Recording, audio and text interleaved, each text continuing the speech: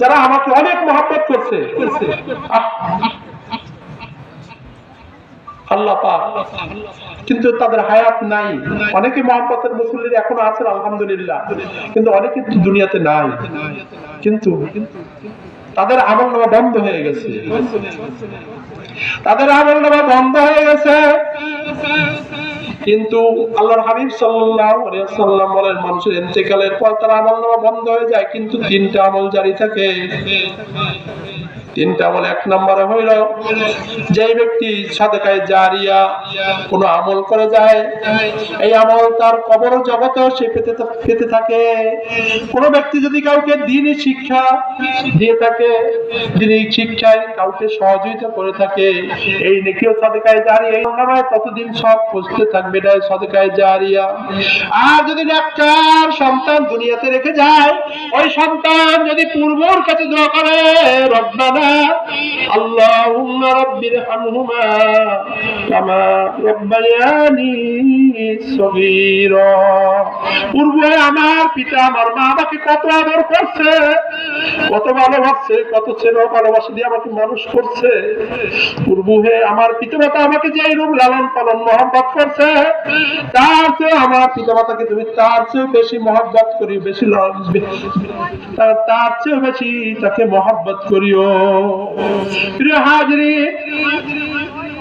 আমাদের অনেকের পিতা নাই, অনেকের মা নাই, অনেকের ভাই নাই, বন্ধু নেই, এদের জন্য কিছু সাদকায়ে জারিয়া নিয়ত করা যায় কি যায় না বলেন তো?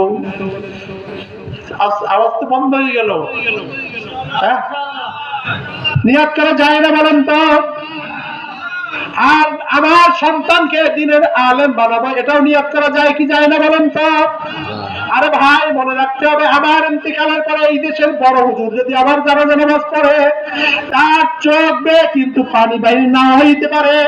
কিন্তু আমার লাশের সামনে যখন আমার সন্তান, আমার ভাই, আমার ভাতিজা আমার লাশের সামনে দাঁড়াইয়া যখন আমার জন্য দোয়া করবে, মহব্বতের কারণে হলেও তার চোখ বেয়ে বেয়ে পানি বাইর হইবে, কি বলেন ঠিক কিনা? আর আল্লাহ তাআলার কাছে শহীদের রক্ত আর এই চোখের পানির বড় দাম। যখন আল্লাহ দেখবে আমার বান্দা তার পিতার জন্য চোখের পানি ছেড়ে মাগফিরাত কামনা করতেছে, দাদার জন্য চোখের পানি ছেড়ে নাতি মাগফিরাত কামনা করতেছে, ভাই ভাইয়ের জন্য মাগফিরাত কামনা করে চোখের পানি ছাড়তেছে, আল্লাহ তো রহমান, আল্লাহ তো রহিম, আল্লাহ গফুর, আল্লাহ গফফার, আল্লাহ তো পারেন, বান্দা তুই চোখের পানি ছেড়ে আমার কাছে মাগফিরাত কামনা করতেছ, যা আমি তোর বাবাকে মাফ করে দিলাম, আমি তোর মাকে মাফ করে দিলাম, আমি তোর ভাইকে মাফ করে দিলাম, আমি তোর দাদাকে মাফ করে দিলাম, কি বলেন ঠিক কিনা? এই জন্য ভাই বলে, বন্ধুরে বলি, আমাদের সন্তানদেরকে আমরা দ্বীনের আলেম বানাবো, কোরআনের হাফেজ বানাবো, ইঞ্জিনিয়ার, ডাক্তার, সাংবাদিক, সাহিত্যিক বানান, কিন্তু দ্বীনের প্রাথমিক এই মাদ্রাসায় ভর্তি করে তাকে দ্বীনের নুরানি পর্যন্ত পড়ান, হিফজে নাজেরা পড়ান, হাফেজ সাহেব বানান, আলেম বানান, দেখবেন দুনিয়াতেও বাদশাহী করবে, পরকালেও আল্লাহ পাক তাদেরকে দ্বারা বাদশাহী করাইবেন, আল্লাহ পাক তাদেরকে পরকালেও জান্নাত দান করবে, আর তাদের বরকতে আমাদের নাজাতের ফয়সালা হয়ে যাবে ইনশাআল্লাহ। প্রিয় হাজিরিন, এই মাদ্রাসা আমাদের, এই মসজিদ আমাদের, এই